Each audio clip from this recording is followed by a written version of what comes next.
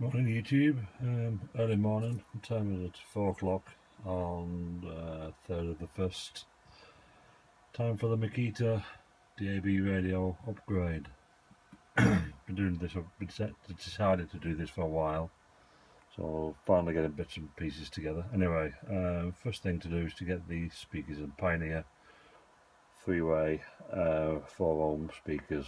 Nice, lovely speaker, lovely little drivers. Got the hole prepped, cut on both sides, so I need to get those in, followed by, I'll do another video one later on some DAB amplifiers, so that's it for now. Sure 25 by 25 watt class D amplifier, excuse me, fits like a glove. I've also got to get the Shure Bluetooth module fitted in there somewhere. Probably something like that. Plenty of room. Get that in like that. Switch, because what we will have on this unit is two amplifiers. We have the Shure amplifier, which is going to be Bluetooth, and we're going to have the original Makita amplifier of the DAB radio. So you can't just connect both amps together and it'll work. You get all impedances and things will get upset. So what I've done is I've basically the middle. It's a two-way switch. So the middle connections are the 4 wires, 2 of them go to one speaker, the other 2 wires go to the other speaker, and then on one side 2 wires go to the Shure amplifier and the other 2 go to the Shure amplifier. That's your left and right, and on the other side is the left and right connected to the amp. So when you switch the switch, one side will be connected speaker to the Makita amp, on one side will be connected speaker to the Shure amp, so it's completely isolated. Pioneer's speakers fitted, let's see, nice and flush, and the speaker switch. I'll go through the other bits later on. What the other things are. That's the switch on top, the isolator. Ignore them 3 switches, that's from a previous project, they're redundant. Might be able to use it for something else. The amplifier all wired up. I've hardwired everything instead of using the screw terminals on the speakers and the 4-ohm sockets. Just found it easier and better job to be soldered rather than hardwired, so that's all going to go in there now.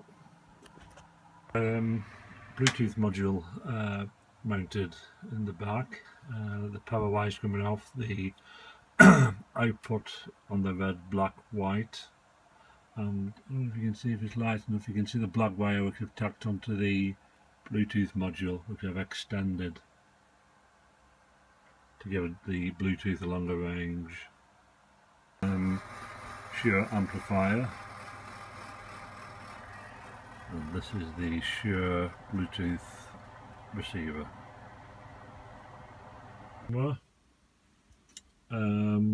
The BBS sound processor has been installed, which is that. All the power boards are all powered up now. Got a light on the Shure digital amp, and the power light on the BBS sound processor, and somewhere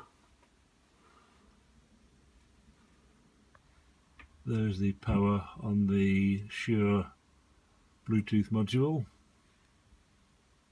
Connections to disconnect the front unit from the main unit. We've got power lead which takes power to the Bluetooth sorry, not the Bluetooth, the DAB radio part, and then we've got the quick connectors on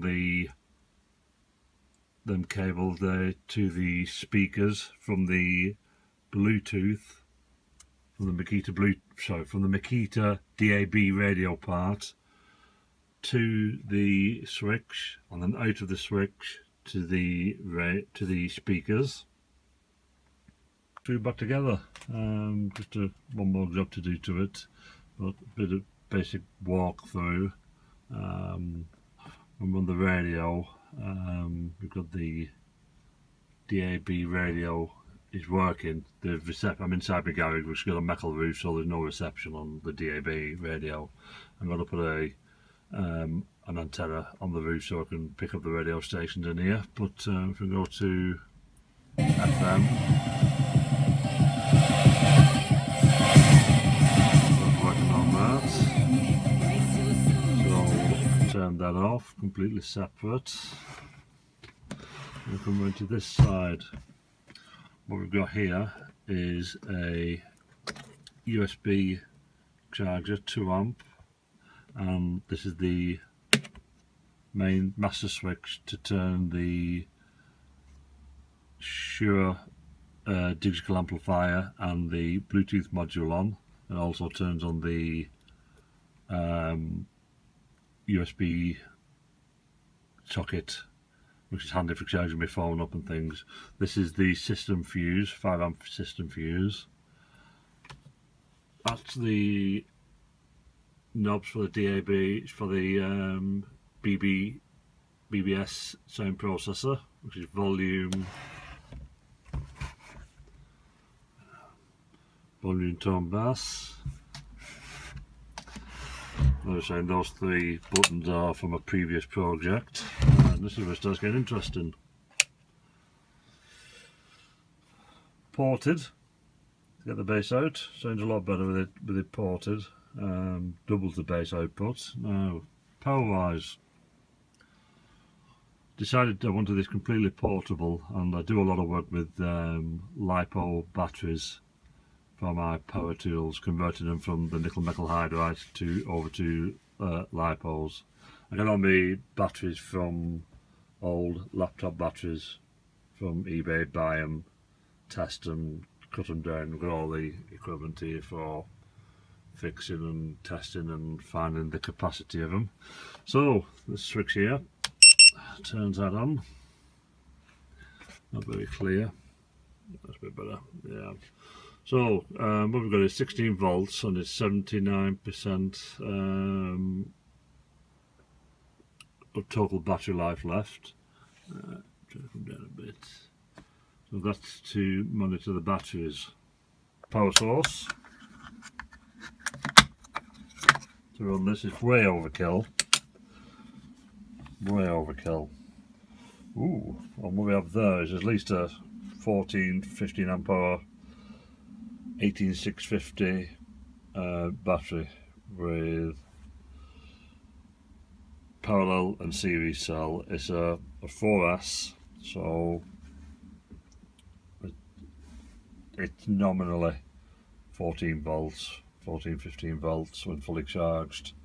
We've got balance line connector and a power lead connector here, which that's the main power into the unit. So all I do is split that and connect my Turnigy charger up to it, and disconnect that. We go to the front display. Sorry, disconnect this. We go to the front display. I can plug my balance line cable into there, and I can fully charge it. And it lasts for, I don't know, a long time.